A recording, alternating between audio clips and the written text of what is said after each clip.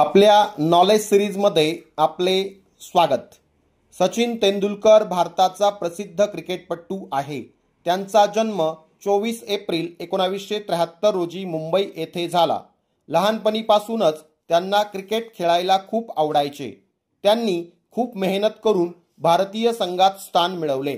त्यांचे पूर्ण नाव सचिन रमेश तेंडुलकर आहे। त्यांचे वडील रमेश तेंडुलकर हे मराठी कादंबरीचे लेखक होते। त्यांच्या आई कंपनीत काम करत असत। त्यांना आपण मास्टर ब्लास्टर असेही म्हणतो। त्यांनी आपले क्रिकेटचे प्रशिक्षण रमाकांत आचरेकर यांच्याकडून घेतले। त्यांनी वयाच्या 16व्या वर्षी आंतरराष्ट्रीय क्रिकेटमध्ये पदार्पण केले व त्यांनी आंतरराष्ट्रीय क्रिकेटमध्ये संपूर्ण जगाला भुरळ घातली। कसं वाटलं मित्रांनो आजचं नॉलेज सिरीज? आपल्याला लाईक, शेअर अँड सबस्क्राइब